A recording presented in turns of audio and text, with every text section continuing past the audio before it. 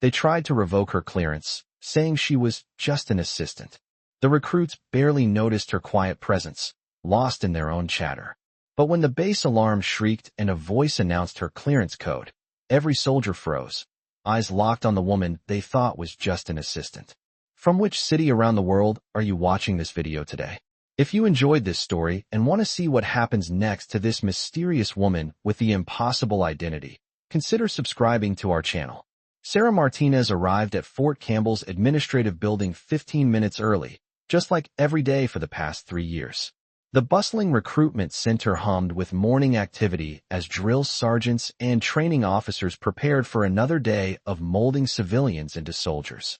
She moved quietly to her desk in the corner, methodically arranging her paperwork while keeping her head down, trying to remain invisible as usual. The fluorescent lights cast harsh shadows across the room, filled with confident young recruits discussing their future military careers. Sarah adjusted her simple blouse, ensuring her temporary visitor badge was clearly visible. Her movements were careful and unremarkable, perfected over months of practice. After all this time at the base, she had mastered the art of being forgotten. "Morning," she said softly to Sergeant First Class Rodriguez, who grunted without looking up from his coffee and recruitment forms. Sarah didn't mind being ignored. It had become safe, predictable. As she reached for her files, her sleeve slipped back slightly, revealing the edge of an unusual tattoo on her forearm.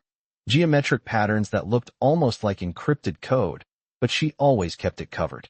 Corporal Jenkins noticed the movement and smirked. "Nice artwork, sweetheart," he said, his tone dripping with condescension. "Let me guess, college rebellion phase?" "Something like that," Sarah replied quickly, pulling her sleeve down. Jenkins turned to his buddy, Private Wilson. "Civilians," he muttered loud enough for her to hear. "Always trying to look tough with their little tattoos and attitude." Sarah absorbed the insult without reaction, but something flickered in her green eyes for just a moment. A flash of something that didn't match her quiet demeanor, then disappeared so fast it might have been imagination. The recruitment center filled as the morning briefing approached. Colonel Patterson entered with his usual military bearing, immediately commanding attention from everyone in the room. He began outlining the day's training schedule and administrative requirements. Standard processing for new recruits, with updated security protocols for all civilian contractors, Patterson announced to the assembled personnel. Sarah kept to herself, efficiently organizing recruit files at her workstation. During briefings, she always stood in the back with her notebook, while the soldiers occupied the chairs. No one ever offered her a seat. When questions were asked, she never raised her hand, though she often noticed errors in procedures that no one else seemed to catch. When the briefing ended and training exercises began, Sarah performed her administrative duties with quiet efficiency. The morning involved processing new recruit paperwork, and as activity increased around her, she found herself automatically noting security vulnerabilities and assessing personnel with an awareness that seemed unusual for a civilian clerk. "Charlie Company clearance pending," she muttered to herself while typing, her fingers moving across the keyboard with surprising speed as she cross-referenced background checks and security flags. Staff Sergeant Thompson, an experienced NCO, gave her a curious look when she quickly identified a discrepancy in a recruit's documentation using military terminology he hadn't expected from civilian staff. "How do you know about classified background flagging procedures, Miss Martinez?" Sarah looked up, caught off guard, then quickly returned to her screen. "I pick things up from working here," she said vaguely. "You hear a lot." Thompson studied her for another moment, then shrugged and moved on. Sarah exhaled quietly. These moments were happening more often lately. Times when she seemed to know things she shouldn't know, like muscle memory from a life she couldn't remember. At lunch, she sat alone in the corner of the mess hall. Through the windows, she could see the training fields where recruits practiced combat maneuvers. The sight of soldiers moving in formation triggered something deep in her mind, a familiarity with tactical movements and strategic positioning that made no sense for someone who'd never served. "Martinez," came a sharp voice behind her. Master Sergeant Powell stood there with his arms crossed, looking irritated. "There's a problem with your security clearance. Some inconsistencies in your background check." "What kind of inconsistencies?" she asked, though something inside her already knew this moment had been coming. Your employment history doesn't add up. We're going to have to restrict your access while we sort this out. Sarah nodded calmly, though her pulse quickened. I understand, Sergeant. Turn in your temporary badge. You'll be limited to public areas only until this gets resolved. As Powell walked away, she heard him tell another NCO, these civilian contractors always have something to hide. Probably lied on her application. She finished her lunch in silence, feeling the weight of suspicious stares from nearby tables. Being the only female civilian in a male-dominated military environment had always been challenging, but now it felt like the walls were closing in. Later that afternoon, the situation escalated. The administrative center buzzed with tension as a security review was announced. Red alert lights flashed along the corridors, and the main screens displayed security protocols she recognized but shouldn't have. The recruits and junior personnel scrambled to their positions while Sarah remained at her restricted workstation, watching the coordinated response with an analytical eye that came from somewhere she couldn't place.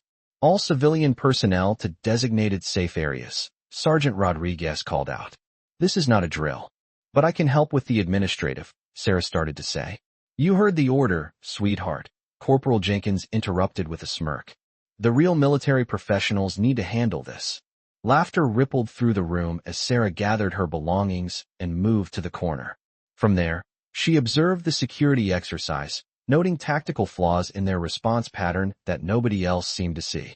She watched them struggle with a simulated communications breakdown, knowing exactly which protocols would solve the problem. When coordination between units faltered, she could see the solution clearly, but stayed silent as they fumbled through incorrect procedures. The base commanders arrived to observe the exercise. Among them was General Calloway, a decorated veteran whose presence made everyone stand straighter. As he entered, conversations dropped to whispers. Status report, the general demanded, and Colonel Patterson began explaining their response to the simulated threat. Sir, we've contained the security breach and are running countermeasures according to standard protocol, Patterson reported. General Calloway moved through the room, observing the exercise with sharp eyes, occasionally asking questions that made officers sweat. When he approached Sarah's corner, she kept her eyes on her paperwork, hoping to avoid notice. And who is this? The general asked, stopping directly in front of her desk. Sarah Martinez, sir. Civilian administrative assistant, she replied, looking up briefly. What's your assessment of this exercise, Miss Martinez? The question surprised everyone. Civilian contractors were never asked for tactical opinions during military exercises. Their communication protocols are vulnerable, sir, she said before thinking. The secondary backup system has a fatal flaw that would allow. She stopped herself, realizing she was speaking with authority she shouldn't possess. General Calloway's eyebrows rose. Interesting observation. Where did you learn about our communication systems? As Sarah started to answer, she unconsciously brushed her hair back from her face. The movement caused her sleeve to shift, revealing more of that distinctive tattoo. Intricate geometric patterns that looked less like artwork and more like some kind of military insignia or code. General Calloway's eyes locked onto the tattoo. His face went completely pale. He stopped speaking mid-sentence, staring at Sarah with an expression of shock that silenced the entire room. For several seconds, nobody moved. The general's face showed recognition, confusion, and something that looked like fear. Where? He started, then stopped. His voice was barely a whisper. Where did you get that tattoo? Sarah's mouth went dry. It's just something I got years ago. I don't really remember. Without another word, General Calloway turned and walked quickly out of the room, leaving stunned silence behind him. Sarah felt her heart racing. Something deep in her mind was stirring, like memories trying to surface from somewhere they'd been buried. Flashes of images, night missions, military vehicles, the sound of helicopters, the weight of tactical gear. What the hell was that about? Jenkins asked, staring at the door where the general had disappeared. I don't know, Sarah whispered, but part of her mind was screaming that she did know, somewhere deep down where the memories were locked away. The exercise continued around her, but Sarah could barely focus. She was aware of her breathing, controlled and steady despite her confusion. Her posture was alert in a way that felt natural but wrong for someone who'd never had military training. Something was very wrong with her life. 25 minutes later, The room's speakers crackled to life with an announcement that changed everything. "Attention, all personnel," came an authoritative voice. "This is Pentagon Command. All training exercises are suspended immediately. We have a code red situation." The room fell dead silent. "All personnel stand down except for the following individual. Agent Shadow, report to secure communications immediately." Every person in the room froze. Recruits, NCOs, officers, everyone turned to look around the room, confused. Nobody had heard of any Agent Shadow on the base. But Sarah felt something click in her mind like a switch being flipped. The moment she heard the codename Shadow, her entire body language changed. Her spine straightened, her eyes sharpened, and she stood with a confidence that seemed to come from nowhere. "Agent Shadow, this is Pentagon Command. Acknowledge immediately." Sarah stepped forward, her voice clear and authoritative. "Shadow acknowledging. Standing by for orders." The entire room erupted in shocked whispers. Every eye was on her, the quiet civilian assistant who had just responded to a Pentagon command like a trained operative. General Calloway rushed back into the room, his face grim but no longer shocked. He looked directly at Sarah with a mixture of relief and apprehension. "Agent Shadow," he said formally, "your cover is blown. Pentagon Command is activating you for immediate deployment." Sarah nodded, and suddenly she remembered everything. Not Sarah Martinez, civilian administrative assistant. Agent Rachel Shadow Martinez, deep cover operative for military intelligence. 3 years of suppressed memories came flooding back, specialized training, classified missions, advanced combat skills, and a cover identity so deep she believed it herself. The tattoo on her arm wasn't artwork. It was an encrypted coordinate system for extraction points across 12 countries. "What are your orders, sir?" she asked, her voice now carrying the confidence of someone trained to operate behind enemy lines. "There's been a massive security breach in our overseas operations. 3 undercover agents have been compromised. We need Shadow protocols immediately." Sarah turned to address the room full of stunned recruits and NCOs who had been dismissing her for months. "I'm sorry for the deception," she said calmly. "My name is Agent Rachel Martinez, Military Intelligence Division. For the past 3 years, I've been maintaining deep cover while coordinating security for this installation." Corporal Jenkins, who had been mocking her all morning, looked like he'd seen a ghost. You're actually?" "Military intelligence," Sarah confirmed. "And that civilian contractor you've been treating like an inconvenience has been running counter-surveillance on this base and reporting directly to the Pentagon." She rolled up her sleeve completely, revealing the full extent of her tattoo. A complex system of coded information that was clearly military in nature. General Calloway stepped forward. "Agent Shadow, we have a helicopter waiting. Your extraction team needs immediate deployment to Eastern Europe." Sarah nodded and began moving with the fluid efficiency of a trained operative. Every movement was now precise, purposeful, lethal. "Roger that, sir. Shadow is mission ready." As she walked toward the exit, she paused near Corporal Jenkins, who was still staring in disbelief. "For the record, Corporal," she said quietly, "I wasn't trying to look tough. I was staying in character."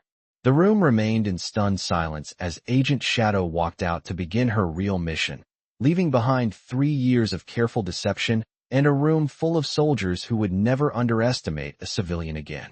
From the quiet administrative assistant they'd ignored and mocked had emerged one of the military's most classified assets. The woman they thought was nobody was actually somebody the Pentagon called when everything else failed. Agent Shadow was back in the field, and her real war was just beginning.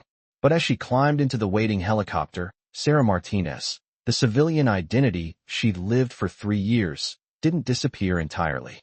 Part of her wondered which version was real, the trained killer heading into danger, or the quiet woman who'd found unexpected peace filing paperwork and being invisible. Perhaps she was both. Perhaps that's what made her so effective. The helicopter lifted off, carrying Agent Shadow toward a mission that would determine whether her 3 years of hiding had been worth the sacrifice. Below them, Fort Campbell grew smaller, but the memories of her cover life remained sharp. As they flew toward their destination, Sarah's mind processed the flood of returning memories. Her real name was Rachel Martinez, born in San Antonio, Texas. Recruited into military intelligence at age 19 after scoring off the charts on psychological aptitude tests. Specialized training at facilities that didn't officially exist. Languages: Spanish, Russian, Arabic, Mandarin. Combat training: advanced hand-to-hand, weapons specialist, explosives expert. Her handler briefed her through the helicopter's secure communication system. Shadow, this is Control. Your target is a compromised safe house in Prague. 3 of our deep cover assets have been burned. We believe there's a mole in European operations. Sarah's training kicked in automatically. Copy, Control. Rules of engagement. Minimal exposure. Extract our people if possible. Eliminate the leak by any means necessary. Understood. She looked down at her hands. The same hands that had filed recruitment paperwork for 3 years were now checking the action on a Glock 19. Muscle memory from another life took over as she field-stripped and reassembled the weapon in seconds. The other operatives in the helicopter watched her with new respect. Staff Sergeant Kim, part of her extraction team, shook his head in amazement. Ma'am, I've got to ask, how does someone just forget they're a trained killer? Sarah smiled grimly. Advanced psychological conditioning. They suppressed my operational memories so completely that even I believed I was just Sarah Martinez, filing clerk. The cover identity included fabricated childhood memories, fake relationships, even phantom college experiences that felt completely real. But why go so deep? Why not just regular undercover work? Because regular undercover gets blown eventually. But someone who genuinely believes they're nobody special? Who's convinced they're just a civilian doing boring paperwork? That person can maintain cover indefinitely because they're not acting. They really believe it. Private Johnson, the youngest member of the team, looked confused. So which one is the real you? The clerk or the agent? Sarah considered this as she watched the landscape pass below. That's the question, isn't it? For 3 years, Sarah Martinez was completely real to me. I had hopes, fears, daily routines. I actually enjoyed the quiet life. Part of me is going to miss the simplicity. And now I remember why I chose this life originally. Some threats are too big for civilian solutions. Some people need to disappear so others can live safely. The helicopter began its descent toward a military airfield in Germany. From there, they would take a civilian flight to Prague, entering the country as tourists. Sarah's civilian identity would actually be useful. Her passport, background checks, everything about Sarah Martinez would pass scrutiny because it had been meticulously constructed by the best forgers in the intelligence community. As they landed, Sarah received a secure text message on a phone she didn't remember owning, but somehow knew the password to. The message was a single coordinate followed by package waiting. She smiled. Her gear cache was still active after 3 years. In a storage unit in Prague, she would find everything she needed. Alternate identities, untraceable weapons, communication equipment, and enough cash in various currencies to disappear or restart anywhere in the world. The flight to Prague was routine. Sarah traveled under her civilian identity while her team took separate flights. To any observer, she looked exactly like what she had been for 3 years, a quiet American woman traveling alone, perhaps for business or tourism. But inside, Agent Shadow was planning. She studied passenger movements, noted exit routes, identified potential threats, and ran escape scenarios automatically. Her brain was processing information at a level that civilian Sarah Martinez had never experienced. At Prague Airport, she retrieved her luggage and took a taxi to a modest hotel in the old city. Her room had a view of the castle, and under different circumstances, she might have enjoyed the tourist experience. Instead, she activated protocols she'd thought were forgotten forever. The storage unit was in an industrial district, unremarkable among hundreds of identical facilities. Sarah used a key she'd kept on her keychain for 3 years without understanding why. Inside the unit was a treasure trove of operational equipment that made her smile with dark satisfaction. False passports from 6 different countries, credit cards and bank accounts with substantial balances, a Heckler & Koch MP5 submachine gun, various handguns, explosives, communication gear, medical supplies, and a laptop computer that, when activated, connected her to a network that officially didn't exist. She powered up the laptop and began researching her targets. The 3 compromised agents were Marcus Chun, a technology specialist working undercover as a software developer, Elena Volkov, a Russian national who had been turned and was operating as a translator, and James Park, a financial analyst tracking money laundering operations. All three had been in deep cover for over 2 years when their communications suddenly went dark. Intelligence suggested they were being held in a warehouse complex on the outskirts of Prague, but the source of the leak remained unknown. Someone with high-level access had given up their locations, identities, and operational details. Sarah's mission was surgical: extract the assets if possible, eliminate the leak, and disappear without leaving evidence of American involvement. She changed into operational clothing: dark jeans, tactical boots, a jacket that concealed her sidearm. Looking in the mirror, she saw both versions of herself reflected: the cautious civilian and the confident operative. They would both be useful for what came next. The warehouse district was industrial and largely abandoned after dark. Sarah approached the target building using skills that felt both foreign and familiar. Her body remembered tactical movement, how to use shadows for concealment, how to assess threats, and plan multiple escape routes. The building was guarded, but not heavily. For men with automatic weapons, positioned to watch the main approaches, but not sophisticated enough to prevent infiltration by someone with her training. Sarah spent an hour observing their patterns, noting shift changes, identifying blind spots in their coverage. Then she moved. The first guard never saw her coming. A sleeper hold applied correctly renders someone unconscious in seconds without permanent damage. She zip-tied his hands and feet, took his radio and weapons, and moved to the next position. The second guard was more alert, but Sarah's training in psychological warfare gave her options beyond violence. She created a distraction, a thrown stone that drew his attention, then approached from his blind side. Another sleeper hold, another secured guard. Inside the warehouse, she found her 3 missing assets. They were alive, but in bad condition, clearly interrogated but not yet broken. Professional job, which confirmed this wasn't random criminal activity. "Chun," she whispered to the technology specialist, "it's extraction time." His eyes focused on her with difficulty. "Who? Shadow?" They said Shadow was dead. Reports of my death were greatly exaggerated. "Can you walk?" "Think so." She cut their restraints and helped them to their feet. Volkov was unconscious but breathing. Park had a broken arm but was alert. "The leak," Park whispered urgently. "It's someone inside Prague Station. Someone with access to all our operational details." "Any idea who?" "Had to be someone who knew about the emergency protocols. The safe houses. Everything." Sarah processed this information as she helped them toward the exit. If the leak was in Prague Station, then her extraction route might be compromised. She needed alternatives. That's when she heard the helicopters approaching. "Company's coming," she announced. This was too easy. They wanted us all in one place. Instead of panic, Sarah felt the cold calculation of her training take over. The warehouse had limited exits, but it also had advantages: cover, concealment, and multiple levels that could be used tactically. "Chun, can you shoot?" "Yes." "Park, my good arm works fine." She distributed weapons from her tactical bag, and the guards she'd neutralized. "We're not running. We're making them pay for the privilege of finding us." The attack came from 3 directions simultaneously: professional, coordinated, designed to overwhelm through superior numbers and firepower. But Sarah had been trained for exactly this scenario. She used the warehouse's structure to her advantage, moving between levels, using industrial equipment for cover, picking her shots carefully.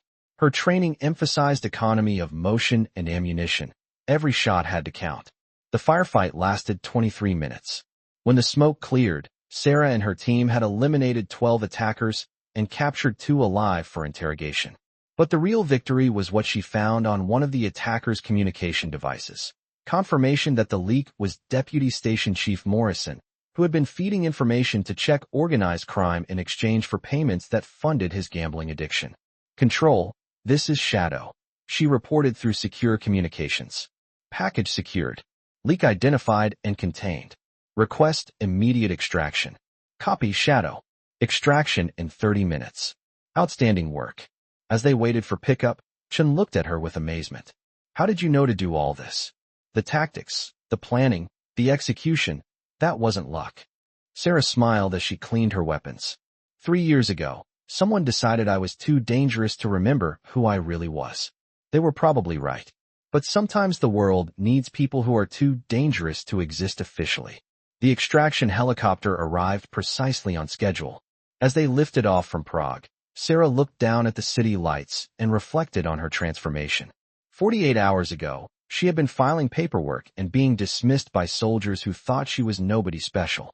Now she was Agent Shadow again, with a successful mission behind her and the knowledge that her 3 years of civilian life had been both a lie and the most honest she'd ever been with herself.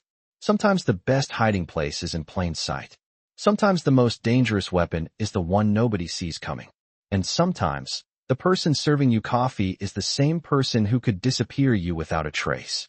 The recruits who dismissed her would remember this day for the rest of their military careers. The day they learned that the most lethal person in the room had been filing their paperwork. But Sarah would remember something else. That 3 years of being nobody special had taught her what she was really fighting to protect. The quiet civilians who went about their daily lives trusting that someone, somewhere, was keeping them safe from threats they'd never know existed. Agent Shadow was operational again, and her enemies had no idea she was coming. But now she fought not just for her country or her mission, but for the Sarah Martinez who had found peace in filing paperwork and being invisible. Perhaps that's what made her truly dangerous. She was both the trained killer and the woman who understood what normal life was worth protecting. The helicopter carried her toward her next assignment, and Sarah Martinez, both versions of her, was ready for whatever came next.